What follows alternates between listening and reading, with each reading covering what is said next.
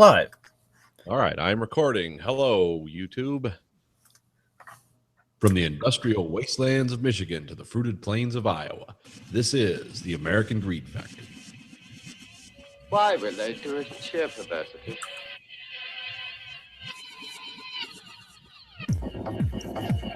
You are the dead. Remain exactly where you are. Make no move until you are ordered. We burn them to ashes and then burn the ashes. That's our official motto. Now we can see you. Clasp your hands behind your heads. Stand out in the middle of the room. Stand back to back. Who can explain the fascination of fire? What draws us to it, whether we're young or old? Here comes a candle to light you to bed. Here comes a chopper to chop off your head.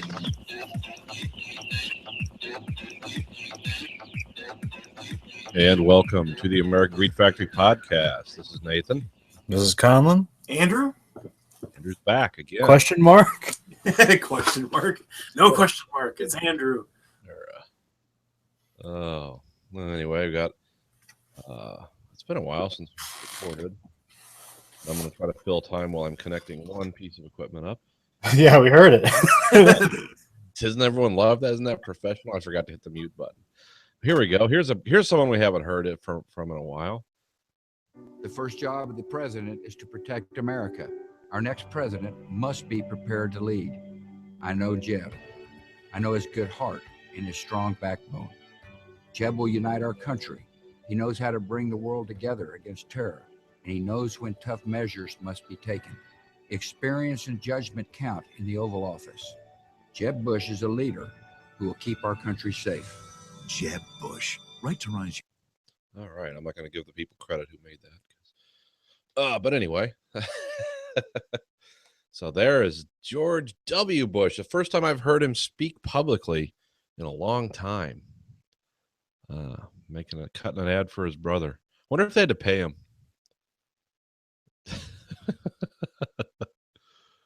Oh, that was interesting. Like I said, I hadn't heard from him in a long time. It's kind of like waking up from a weird dream. It's like, oh, there he is. Oh, Colin, I got some bad news. I can't hear you at all. I can't hear you. Can you hear me? Oh. It was working fine.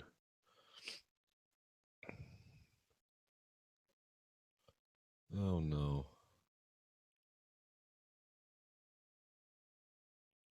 Did I create some weird feedback loop when I hooked the computer up?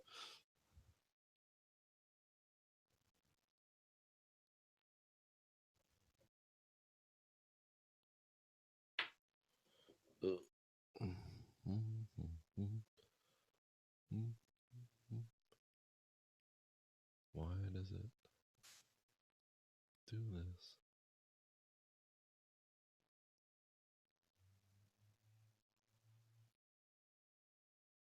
Everything's turned on over here.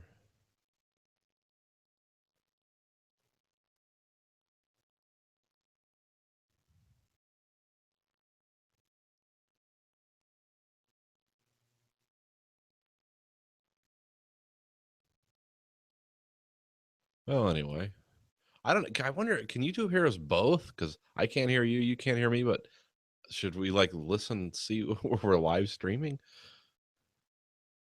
That wouldn't be discordant at all to listen to and try to record around.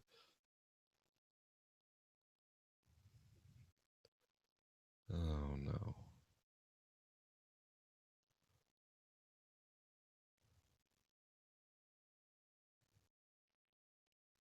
Okay, I'm waiting 1 minute, 1 second, 1 hour.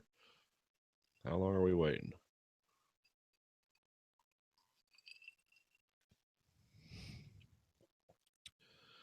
Oh, well, anyway, folks, I know this is riveting podcasting for you. So has anyone out there read any good books lately? Does anyone else feel alone right now? Kind of questioning what they're doing with their life?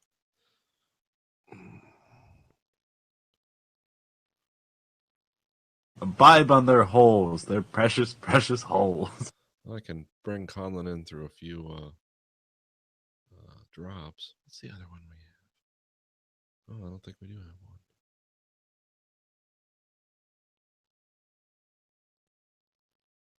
Well, you got a dead hooker in the trunk. What? No, it can't be. Yes, it was. It was a dead hooker. It wasn't a dead hooker. Hell, I know a dead hooker when I see one. What's happening? Come on Hey, down. hey, here's another dead hooker in this trunk. What? Oh, my goodness. What are you doing? I've never seen so many dead hookers in all my life. Why, it is no matter, man. If they did hear, they would not mark me, or if they did mark, they would not pity me. Therefore I tell my sorrows to the stones.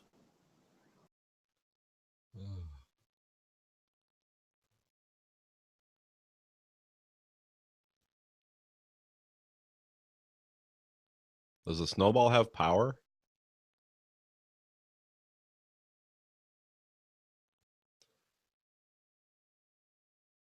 The silence I'm getting from you is kind of modulating now. It's taking on new shape and meaning. You ever think about death at moments like this? Unmute the microphone. There you go. I hear you. What? Fuck if I know. I think I opened up Steam, and then I think it just like Steam like took over all control of all accessories. Okay. And then I had to go into Audition because that's the only place I know where to find things to make sure if it's working or not. Uh-huh. And then Andrew told me to unplug the thing, so I did that. So then it came up and said the blue snowball is not working. I was like, well, that's a good sign because something changed. Nothing. Nature. What do they say? Nature abhors a vacuum. And then I started recording, and it was showing up as the wave file was showing up. It's like, okay, we're working on our end. Come back here, hit the button, and see it's muted because of the changes, and then unmute it, and then I'm good. Oh, that's weird. Okay, well, at least we're back. And we're back. Used to have that after smoke break. Back with sadness. Yes, back with more. I had a fun Sadness. I was checking in at the hotel for drill, and the computer wasn't working, so there's a bunch of us lined up to check into the hotel. So she was kind of swamped, and she's trying to say my name. It's like she said my name with a British accent. she's like, don't mind me. Like, just look at my eyes. Don't look at my mouth or whatever. But I go, but you're. And she says, just look at my eyes. And I go, but that's where the sadness is.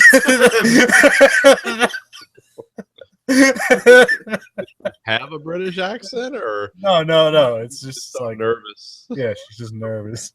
Oh, how did she react to the sadness comment? I think she was politely laughed about it. It's like, that's really funny to me. That's what I need right now at this time of job failure is mirth. Because like I was listening to the Mark Maron book. Which one is it? The Attempting Normal? Yeah, Attempting Normal. Okay. So I was really into that mood or whatever. Tell me about your angst. I see you're checking me into a hotel, so obviously life didn't turn out exactly the way you'd hoped. Let's talk about that. Yeah, people are receptive. Yeah. People are receptive to that. Anyway, what were we gonna do? I've totally. We're talking about the bush spot. Oh yeah. Just George W. recorded something for his brother, which was nice, unexpected. It could have been like offensively truthful. He's like, I know I fucked up this family's political legacy between grandpa being a Nazi and me being a complete moron. You probably don't want to see any more of us in office, but guess what? We're back. Like a new strain Now of the governor of the worst state in the union gets a shot. in the fucking White House. Thing.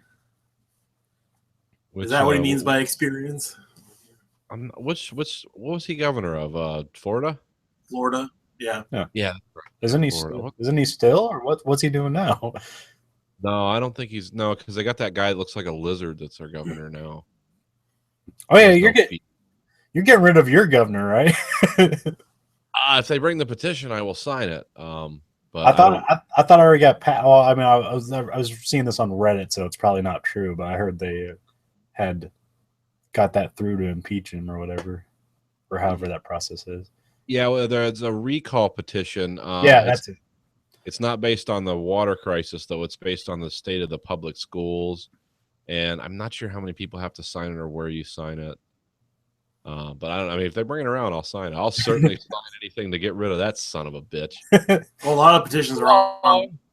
A lot of petitions are online now, so it might just be online. So, I think they come door to door with that one. okay. But the thing is, like with Michigan, it's like, great, get rid of him. Who's going to replace him? This is Dumb and Dumber. Oh boy, who do we got next? I like there was a picture out of Flint that looked like it's from like the 1910s or some shit, where it's like some kids in like dapper clothing and like holding on to bottles of water, and it says like, "Here's the allotment of bottle of water the government had to give these children." It's looking dry. That's a sad situation. It's something break on that today about how one of the officials warned them that there might be Legionnaire's disease in the water, and then they fired him. It just gets worse and worse. And I can't believe a Republican governor of a state like Michigan doesn't care about poor people. Come on. It doesn't sound like the Republicans we know and love. We just never let the Republicans carry through on their Darwinist. Yeah. If all those people in Flint were dead, would this be a problem? Right? Ask yourself. They're just that walking moment from Star Trek VI, where like a spiteful Kirk is like, "Let them die." But they'll die. Let them. Yeah, that's. I've heard the Flint water crisis though has led to lots of governors and state officials in other states to everyone's quietly checking the quality of. Hey, are we gonna get fucked by this? I mean, see, we've only let the infrastructure decay back to the point of before. In some cases, Civil War reconstruction. You think we're gonna be all right? It's just that quiet panic when they realize like how fragile the whole system has become because you can't repair it all at once, so you can repair it in patches. Oh, it's gonna take. I mean, the Flint, the numbers I'm hearing is like, we're like north of $20 billion. Fix the water system of a city that is essentially, for all intents and purposes, dead. I mean, it's like it was dead before this happened. Yeah. Now it's like really dead because Grayson's math teacher's from Flint, and he's just like, oh man, I left that place in the 90s and it was hell. I can't imagine. Now we got poison water in the mix. We just start storing nuclear fuel rods in the middle of town and see what happens. So yeah, that's frightening. Their town mascot was Woody from Toy Story. Somebody poisoned the water. Woody Doll Mayor. God, the politicians they have around here are so bad. And they're so transparently bad. It's like, was anyone shocked that Kwame Kilpatrick turned out to be a criminal? Like, whoa, there's a bolt out of the blue. I mean, the guy wore zoot suits and had strippers at the mansion in Detroit. I mean, and one of them was shot to death. It was like, oh yeah, this is going to go swimmingly. Let's all vote him in a few more times. But yeah, got some really bad, and not just in Michigan. What was the story I was hearing the other day? It was some mayor like trying to pass something about like an anti-sodomy ordinance in town, like no gay sex in this. I forget where it was, but It's like, really? This is what you're dealing with? I mean, who elected this guy, and what's he trying to rodeo clown everyone's attention away from? But anyway, speaking of politics, was there anything else on the Flint water crisis? So is it probably better just to abandon Flint altogether at this point? I mean, the thing with Michigan, because Michigan's, I mean, it's a real bad Rust Belt area for this kind of stuff, is that there are people there. And we've got to come up with something for people to do and not be poisoned by their own goddamn water, which that's just astonishing to me. That's like shit you hear about in India or Mexico is like, oh, don't drink the water, you know. Montezuma's revenge. In this case, it's like heavy metals are coming at you, or a disease that, you know, people used to get, you know, drinking untreated sewage in third world countries. You know, it just seems very because I saw an interview with somebody that posted from a cell phone video because they're delivering water in the Flint area, and they just asked this one lady to come out and talk a little bit about it since she was a resident there. And she was like, okay, this is how it usually works in Flint if you don't pay your water bill, is that the city government comes out, they put a lien on your house for the unpaid water bills. They take your house and they send out the welfare people for your kids because you're an unfit parent because you won't pay your water bill, so you can't possibly take care of your kids. And so then you lose your house and your kids, and then you're homeless and you don't have to move out of state or, you know, out of city or whatever. And then you still owe all the, you know, if your house lien doesn't cover it, then you still owe money and stuff like that. But they've already capped like all the sewers or a lot of the sewers there and stuff like that. And like, so basically they're paying, because the one lady said, I think she had like $2,000 she hadn't paid yet for a water bill. Yeah. Because obviously I wouldn't pay for water that kills me. Because she was like, yeah, I got a doctor's appointment today because, you know, my family's suffering from like sudden blindness and brittle bone and fucking like all these skin and internal diseases and bleeding and stuff like that. And like, and that's just me. And it's like, we don't drink it. We just have to bathe in it and stuff like that. And they gave us these filters. They're supposed to filter out the lead, but the water is still blue afterwards. So, you know, because the pipes we had installed last year, water shows up blue if there's lead poisoning in the water. It's like, so, you know, there's still more lead, like neurotoxins and shit in there. It's not supposed to be good for you. So you still can't drink it, even though the filter they handed out. So basically we're going to be homeless and a whole bunch of money and our kids are going to be taken away because we won't die. Like, yeah, that sounds like I mean, I don't know what they're going to do with these cities. I don't, because this is like in Detroit. I mean, they don't obviously have this problem yet. But one of the problems they do have with the water in Detroit is it's very hard to maintain water pressure to your house, because it was like, I'm on a block of like 150 homes, like my subdivisions, like there's 150 homes here. Now imagine if half of those were abandoned and then the other half of them, people just squat in them. No one's paying anything. And they're stealing the pipes and shit out of the walls, and they're stealing stuff right off the goddamn street heads. Well, it's hard to maintain water pressure to your home because it's like the whole block now is just a giant sieve where water just shoots up into the air or onto the ground from pipes. And they've been having similar problems in Flint too. And because these places are just abandoned because no one in their right mind wants to live there. I mean, the crime is incredibly high. It's a very violent place to live. But I don't know what the solution is. I don't, and then neither does anyone else. No one's really, I mean, obviously this is not it. Like, just poison the city to death. That was part of the master plan. Well, that's kind of what I meant by abandoned. Is it just better to move everybody out of there and just kind of declare it a disaster zone for years until they can fix it, or what? It's like the same question you ask in Detroit, though, is, yeah, let's move the people out. It's obviously unlivable. It's decayed to the point that it's a third world country, but where do they go? That's the problem. Are they going to go to Cleveland? Yeah. That becomes an issue. Well, I know we don't want them in Cedar Rapids, or I have enough worthless a-holes from Chicago living here that have totally ruined the city or done a lot more shittier crap to it. So, yeah, it's I don't know. This is a problem that, you know, it's a big problem. This is an America problem, not a Michigan or an Iowa or Chicago or an Illinois problem. And I don't know what they're going to do, and neither does anyone else, apparently. I mean, we've tried the active neglect method for years. That doesn't bring any results. Just denying existence doesn't work. What are you talking about? Well, I think I do like some of the FDR era proposals of like, let's just rebuild infrastructure. Let's put the people that don't have work to work and do, because we need to rebuild infrastructure. We have to do that. This is a part of that problem, but then we got to give them something to do beyond that besides just sit around and in poverty. I don't know. That gets it's a Well, plus that, or a lot of the FDR programs got broken up after a while from Supreme Court and stuff like that because it was declared unconstitutional, or it didn't work because it did the opposite effect and ruined the economy more, or did other stuff that wasn't desirable apparently. Yeah, that's because he had.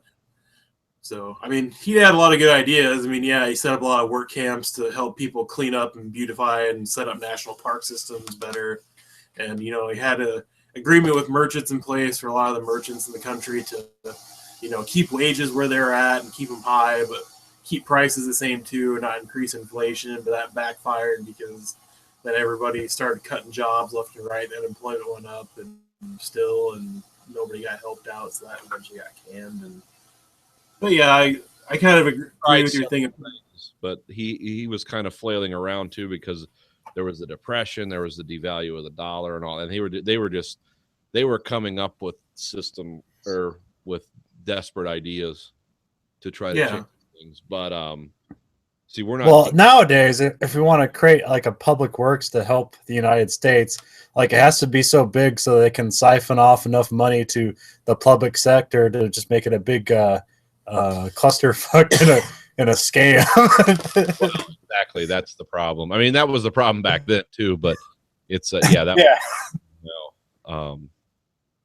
but that's that's just incipient selfishness. That's people. What do you mean people? People scam? Huh?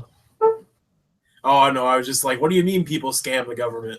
That seems really untrue. Yeah, but when it's a corporation that does it, it's perfectly fine. It's when somebody's like third cousin that lives in a trailer home. That's like when it's like the death penalty should be enforced.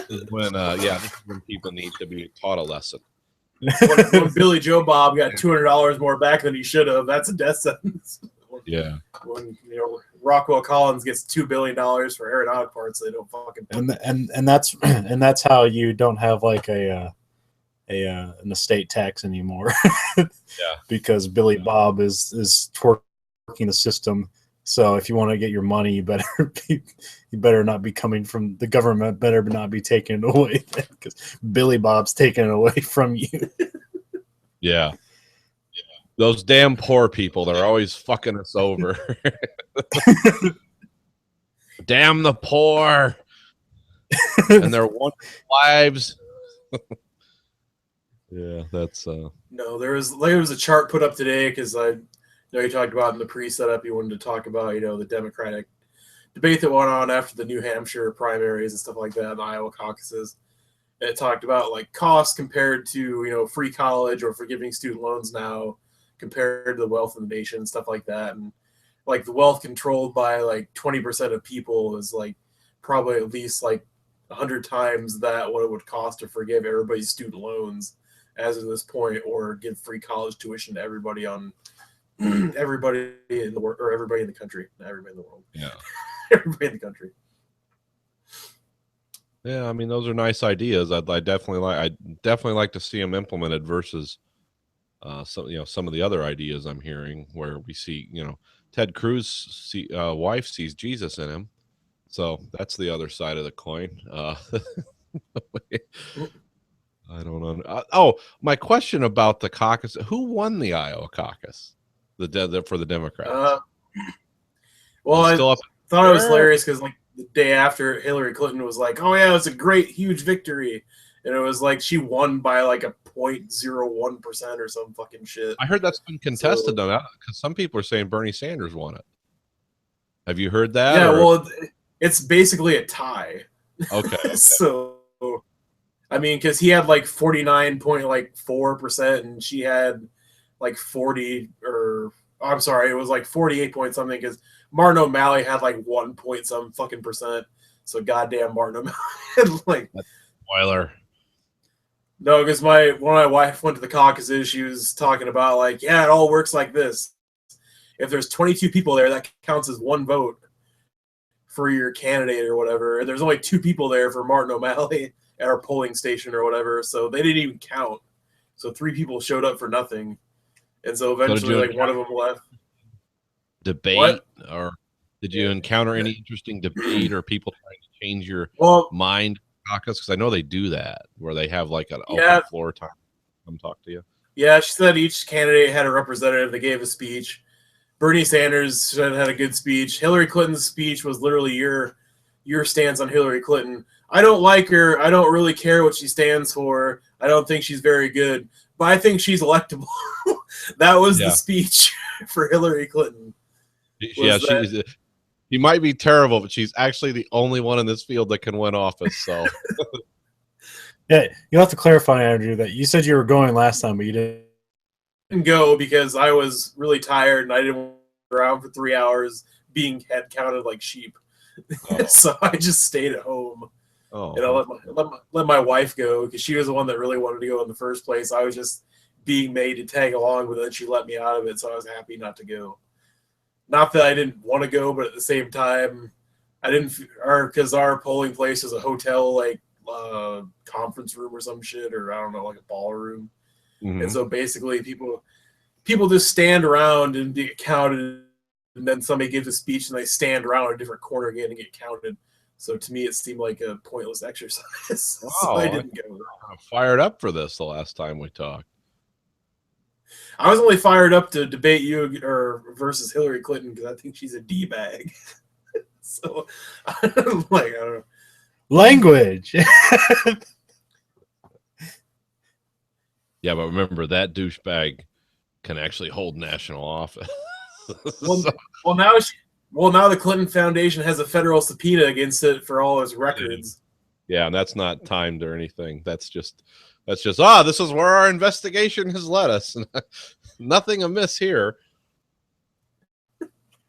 So between that and their continual trying to get her on trial for classified information in her emails, which I read an article about that today where it's like, well, half the shit, was not technically called classified at the time, so it's not really the same because I guess Colin Powell and other secretaries of states have done that before, and nobody got on trial or anything. But other stuff is like common sense, like, hey, this is like an executive order. This is like, top secret classification. She still put it on there, and she wasn't supposed to. So I don't know. I just don't think she's the mole for the Soviets, or what is she exactly releasing this information? What's the conceit here, though? Is she dumb, or is she trying to undermine something, or why are they concerned about it? I think it falls more under that she's just old and nobody can tell her what to do. So it's more of just like, hey, you shouldn't look at that on your unsecured private like home network or whatever. It should only be on government encrypted servers or whatever. You shouldn't put this on something somebody can actually get into without any effort. And she was just like, no, it'll be okay. I don't know how computers work. I'm just gonna click on this and fucking read it and then forget about it. Huh. I think it was more into that. Like what happened at Roswell, or the missile launch codes, or no, they've had petitions to release what she or put into her server and stuff like that, but it's all deemed as classified now, so they not going to release it. But then I guess some hacker said they were going to hack it and release it or some shit. I don't know. Oh. But it was just a bunch of weird shit with that. And then I watched, because Triumph the Insult Comic Dog had a special on Hulu where he went around during the Iowa and New Hampshire primaries and interviewed candidates or people and stuff like that. And he fucking goes up to one of the Hillary Clinton people after her speech before the Iowa caucuses and stuff like that, and is like, well, it's really good that they're going to have 6 debates, because it gives each of the Hillary robots 2 chances to make sure they actually work or whatever. Because like the one aide like behind Hillary Clinton's like top, I want to say like top advisor or whatever, like just burst out in fucking tears laughing because he fucking hates Hillary so much apparently. So it's kind of funny. Then he had a No. woman pretend to be paralyzed and ask And, people. and let that be a lesson. Let cleverness guide your political. Just now that makes sense now because I saw a Ted Cruz bus on the highway that had Triumph the MSOT comic dog on it. I'm like, what the fuck is going on? Yeah, he was following Ted Cruz's bus and another Ted Cruz bus with him as the driver. Oh, okay. Because he kept trying to talk to Ted Cruz, and each time either the police would kick him out and say he was instigating something, or Ted Cruz would ignore him, and so he literally just got another bus and kept following him from stop to stop in New Hampshire, and just fucking kept following him and watched Ted Cruz sign somebody's gun and shit like that. Whereas, yeah, it was weird. Because at one point he kept bragging. He kept bragging like, I know the Dell guy, like from the dude I got a Dell, like way fucking long time ago that I didn't even remember. And then he brings that guy in, and then he keeps listening to the same speech over and over again. He doesn't deviate from the speech. So him and the Dell guy are just like mouthing the speech to each other in the back near a camera, and eventually shouts out to Ted like, change it up a little bit. Like, come on. Because in this one part of his speech, Ted Cruz is like, I want each one of you to vote for me 10 times. Now, I'm not asking you to commit voter fraud here. I'm asking you to go out and get 9 of your friends to vote for me. So, in essence, you voted for me 10 times. And that's part of his speech. Like, hey, Sounds like that movie where the guy, I forget, it was some political movie, but the guy says, vote early and vote often. Or something like that. Hey, Nathan. Yeah. If we switch to Skype, will you still be recording? Sure. Okay, because the connection on here sucks. All right. You want to hang up and switch to Skype? Yep. All right. Here we go. All right.